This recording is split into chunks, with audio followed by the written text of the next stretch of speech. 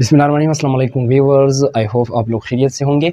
Viewers, आज का जो हमारा टॉपिक है फ़र्स्ट ईयर बायोलॉजी का, ये तीसरा टॉपिक है। स्टेनिंग के बारे में हमने डिटेल से डिस्कस किया था प्रीवियस लेक्चर में। आज हम इंशाल्लाह सेल फ्रिक्शनेशन और सेल सेंट्रीफ्यूगेशन के बारे में डिटेल से डिस्कस करेंगे। तो इससे पहले आप लोगों से एक छोटा सा रिक्वेस्ट है, अगर आप लोगों ने मेरे यूट्यूब चैनल मेडिकल प्लस को सब्सक्राइब नहीं किया है तो प्लीज़ इसको कर दीजिए सब्सक्राइब और बेल के आइकन पर प्रेस करें ताकि हर आने वाली नई लेक्चर यानी नई वीडियो की नोटिफिकेशन आपको वक्त पर मिल सके, क्योंकि हम डेली बेसिस पे लेक्चर अपलोड करते हैं। Thank you. तो आते हैं सेल फ्रिक्शनेशन की तरफ। तो याद रखिए कि सेल फ्रिक्शनेशन को हम सेंट्रीफ्यूगेशन भी कह सकते हैं, सेंट्रीफ्यूगेशन। ठीक है, अब हम आगे इसको डिटेल से डिस्कस करते हैं कि सेंट्रीफ्यूगेशन क्या है। ठीक है, सेंट्रीफ्यूगेशन के लिए कौन सा इंस्ट्रूमेंट जो है डिवाइस वो यूज़ हो सकता है। तो पहली डिफिनीशन की तरफ आते हैं। तो सेल का मतलब तो सेल हुआ, फ्रैक्शनेशन का मतलब है कंपोनेंट्स।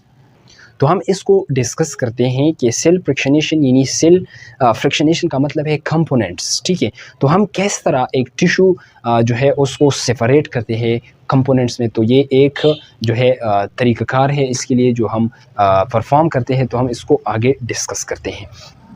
पहले इसकी डिफिनीशन की तरफ आते हैं। तो सेल फ्रिक्शनेशन या cell centrifugation is the separation of cell components on the basis of its density or weight। इसका मतलब ये हुआ कि हम सेल जो है, सेल में मुख्तलिफ ऑर्गेनीलीज़ मौजूद है। ठीक, बहुत ज़्यादा ऑर्गेनीलीज़ मौजूद है सेल में। तो हम बेसिकली सेल के अंदर जो ऑर्गेनीलीज़ हैं उसको हम सेपरेट करते हैं सेल से। तो इसके लिए बेसिकली ये सेंट्रीफ्यूगेशन या सेल फ्रिक्शनेशन हम परफॉर्म करते हैं। इस लेक्चर में हम आगे डिटेल से डिस्कस करेंगे जो हम प्रोसेस करते हैं सेल फ्रिक्शनेशन का। तो उसमें हम आप लोगों को डिटेल से डिस्कस करेंगे कि सेंट्रीफ्यूज क्या है और ये किस तरह अपना काम करता है। ठीक है, तो ये इसका डिफिनीशन है। अब याद रखिए कि सेंट्रीफ्यूगेशन या सेल फ्रिक्शनेशन के दो टाइप्स हैं। एक है डेंसिटी ग्रेडियंट सेंट्रीफ्यूगेशन, यानी सेंट्रीफ्यूगेशन और सेल फ्रिक्शनेशन के दो टाइप्स हैं। ठीक है, एक है डेंसिटी ग्रेडियंट सेंट्रीफ्यूगेशन और दूसरा है डिफरेंशियल सेंट्रीफ्यूगेशन। यानी जब हम सेंट्रीफ्यूगेशन या सेल फ्रिक्शनेशन परफॉर्म करते हैं तो ये बेसिकली इसमें जो है हम सेंट्रीफ्यूगेशन टू टाइप्स के सेंट्रीफ्यूगेशन यहाँ पर यानी मेथड वो यूज़ करते हैं।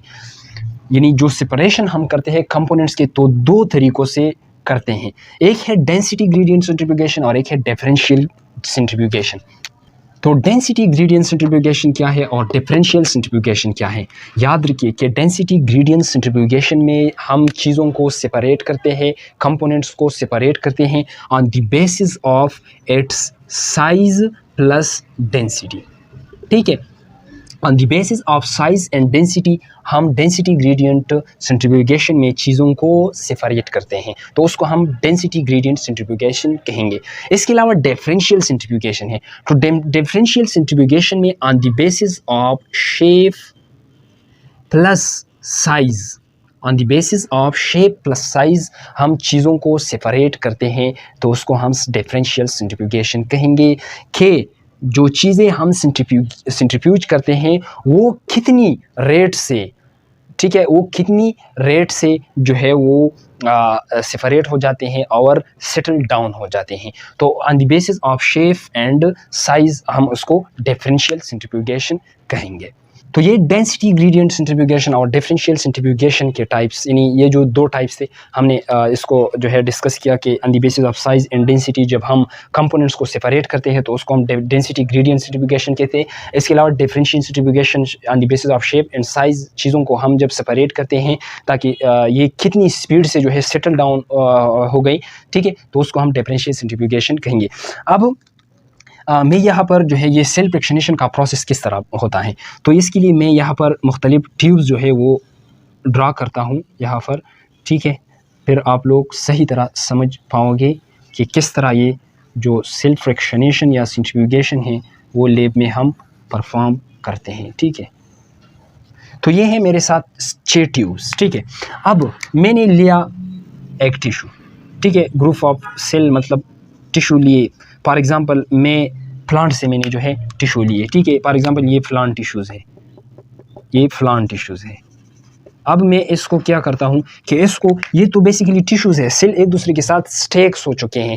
ठीक है, एक दूसरे के साथ स्टेक्स हैं। अब मुझे क्या करना है कि ये जो सेल एक दूसरे के साथ जुड़े हैं, स्टेक्स हो चुके हैं, इसको मैंने अलहदा करना है, सेपरेट करने हैं। तो याद रखिए कि फॉर एग्जांपल ये एक प्लांट सेल है, ये दूसरा प्लांट सेल है। तो ये जो एक सेल है प्लांट का और दूसरा, ये एक दूसरे के साथ एक किस्म फ्लूइड, एक जेली लाइक फ्लूइड के ज़रिए एक दूसरे के साथ अटैच हो चुके हैं, जिसको हम क्या कहते हैं, हम इसको आगे डिस्कस करेंगे सिलवाल में, जिसको हम मेडल लेमेला कहते हैं, मेडल लेमेला। और ये जो मेडल लेमेला है ये कौन सी चीज़ों से बना होता है? सेलुलोज से बना होता है, इसके अलावा हेमी सेलुलोज से बना होता है, हेमी सेलुलोज। और एक चीज़ है, ये याद रखिए, pectin. Pectin is a cement काम करता है, यहाँ पर दोनों को स्टिक किया है एक दूसरे के साथ, इज ए सीमेंट काम करता है। ठीक है, और ये चीज़ हम यहाँ पर डिस्कस करेंगे। तो ये मिडल लेमेला है, तो यहाँ पर प्लांट टिश्यू है, तो जाहिर सी बात है कि ये जो सेल एक दूसरे के साथ जुड़े हैं, तो मिडल लेमेला के ज़रिए स्टेक्स हो चुके हैं। अब हमें क्या करना है कि एक सेल दूसरे से सेपरेट करना है ताकि हम उसको स्टडी करें।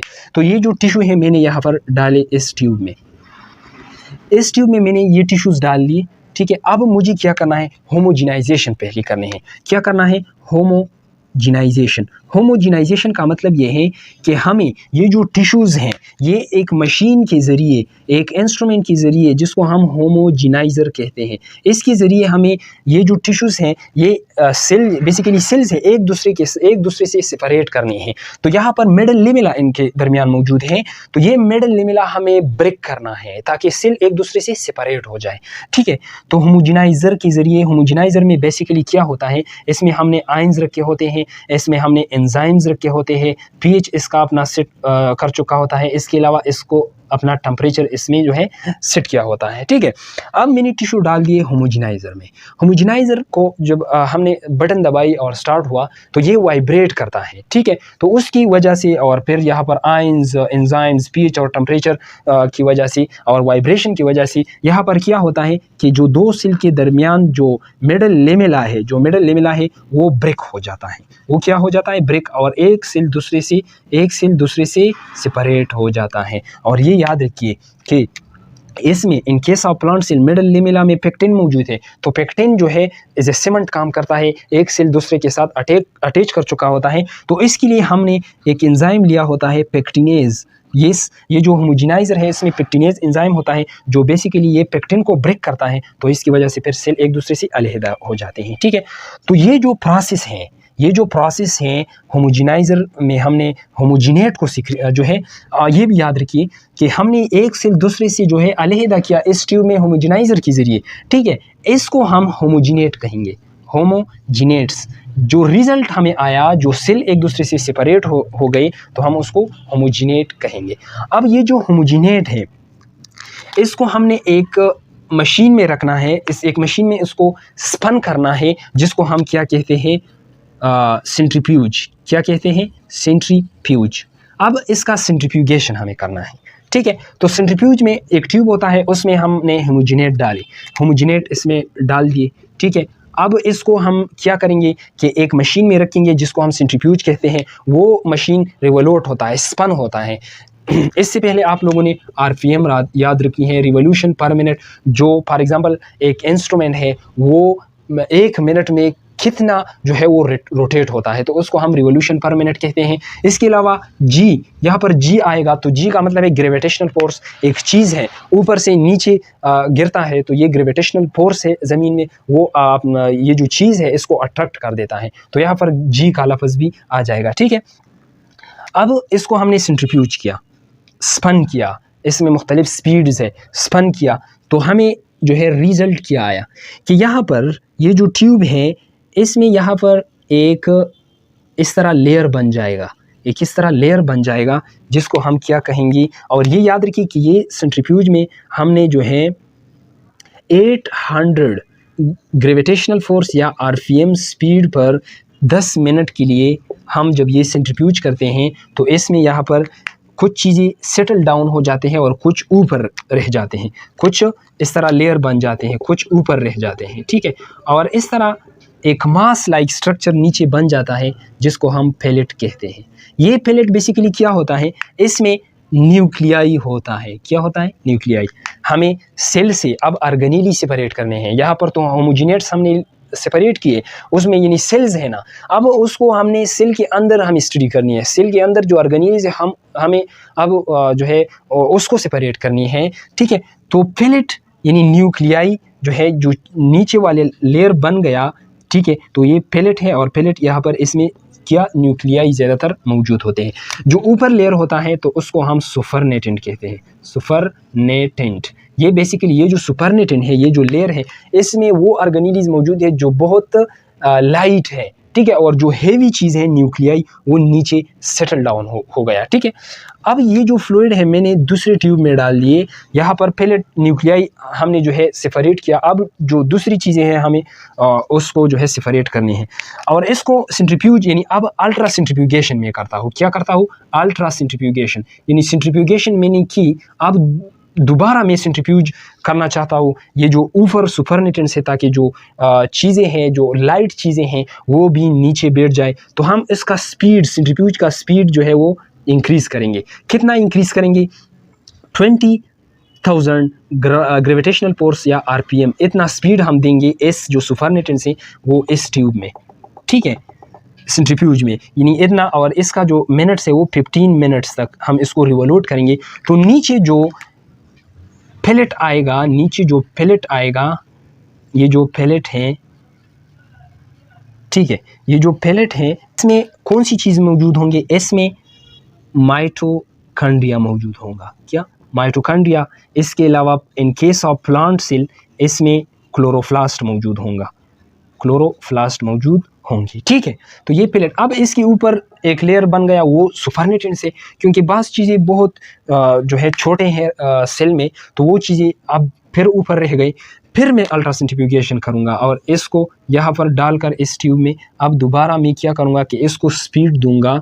इसको मैं जो है 1 लेख तक स्पीड दूंगा, ग्रेविटेशनल फोर्स या RPM। और इसको मैं जो है 60 मिनट के लिए रिवोल्यूट करूँगा। तो मेरे साथ जो है दो चीज़ें आएंगे, सुपरनेटेंट्स एंड पेलेट। ये जो पेलेट है इसमें मौजूद होंगे कौन सी चीज़ें? माइक्रोसोम्स। माइक्रोसोम्स बेसिकली कौन सी चीज़ों को कहते हैं? क्योंकि रफ एंडोप्लाज्मिक रेटिकुलम के ऊपर राइबोसोम्स मौजूद होते हैं, तो वो एक दूसरे से सेपरेट हो जाएंगे, ठीक है। तो हमारे साथ सम एंडोप्लाज्मिक रेटिकुलम, सम राइबोसोम्स एटसेट्रा, ये चीज़ें इसमें आएंगे। और सुपरनेटेंट्स में जो है वो चीज़ें मौजूद होंगे। के बाद अब मैं दोबारा अल्ट्रा सेंट्रीफ्यूगेशन करना चाहता हूँ, क्योंकि सुपरनेटेंट्स में बहुत अब जो है ऑर्गेनेलीज मौजूद है, तो उसको जो है मैंने अलहदा करने हैं। तो मैं दोबारा इसका अल्ट्रा सेंट्रीफ्यूगेशन करूँगा और यहाँ पर इसको डाल दूँगे, ठीक है। अब इसको मैं स्पीड दूँगा 1,50,000 तक। कितना? 1,50,000 तक, यानी ग्रेविटेशनल फोर्स और RPM, इतनी स्पीड के साथ सेंट्रीफ्यूज को रिवोल्यूट करूँगा। और ये 3 हार्स के लिए मैं रिवोल्यूट करूँगा। तो मेरे साथ दो चीज़ें आएंगी, एक आएगा पेलेट, ठीक है। ये जो पेलेट होगा तो इस पेलेट में मौजूद होंगे राइबोसोम्स। क्या मौजूद होंगे? राइबोसोम्स, ठीक है। इसके अलावा इसमें जो है यहाँ पर सॉल्युबल एंजाइम्स, कुछ सॉल्युबल एंजाइम्स भी मौजूद होंगे, ठीक है। और राइबोसोम जो है, ये दो चीज़ें यहाँ पर आएंगी। तो हमने राइबोसोम भी अलग किया, माइक्रोसोम, माइटोकॉन्ड्रिया, न्यूक्लियाई। तो हम फिर उसको जो है माइक्रोस्कोप के अंडर स्टडी करेंगे, ठीक है। अब इसको मैं रिपीट करना चाहता हूँ कि हम सेल फ्रैक्शनेशन में क्या करते हैं कि सेल फ्रैक्शनेशन यानी जो टिश्यू है उसको कंपोनेंट्स में सेपरेट करते हैं, या इसके लिए इसको हम सेंट्रीफ्यूगेशन कहते हैं। The separation of cell components on the basis of density and weight, कि फलाना का वेट कितना है, डेंसिटी, तो on the basis of density and weight हम उसको स्पिन करते हैं। और on the basis of density and weight वो जो है अपने पोजीशन पर रह जाते हैं, तो हम फिर उसका जो है वो फार्मूला निकालते हैं कि ये कितना है साइज़ में और शेप में, ठीक है। तो इसकी सेंट्रीफ्यूगेशन के दो टाइप से, एक है डेंसिटी ग्रेडियंट सेंट्रीफ्यूगेशन और एक है डिफरेंशियल। तो डेंसिटी ग्रेडियंट सेंट्रीफ्यूगेशन में हम on the basis of size and density चीज़ों को जो है सेपरेट करते हैं, और डिफरेंशियल में on the basis of shape and size हम चीज़ों को सेपरेट करते हैं कि ये जो चीज़ें हैं ये कितनी स्पीड से और कितनी रेट पर ये जो है नीचे सेटल डाउन हो गई, ठीक है। अब ये जो प्रोसेस है, तो आप लोगों को मैंने कहा कि प्लांट के केस में प्लांट सेल एक दूसरे के साथ स्टेक हो चुके हैं एक लेयर के जरिए, मिडल लेमेला जो सेलुलोज, हेमीसेलुलोज और फिक्टिन से बना होता है। तो फॉर एग्जांपल यहाँ पर मैंने लिए जो है प्लांट टिश्यूज़, और उसको मैंने जो है होमोजिनेट्स बनाने हैं तो एक ट्यूब में डाल दिया, या फॉर एग्जांपल होमोजिनाइज़र एक इंस्ट्रूमेंट है उसमें डाल दिया, उसमें आयंस हमने रखे हैं, एंजाइम्स, उसका पीएच सेट किया है, टेम्परेचर, और उसमें एक एंजाइम हमने रखा है फिक्टिनेस, ताकि जो पेक्टिन्स है उसको ब्रेक करे, मिडल लेमेला को ब्रेक करे, तो हमारे साथ सेल जो है सेपरेट हो जाते हैं।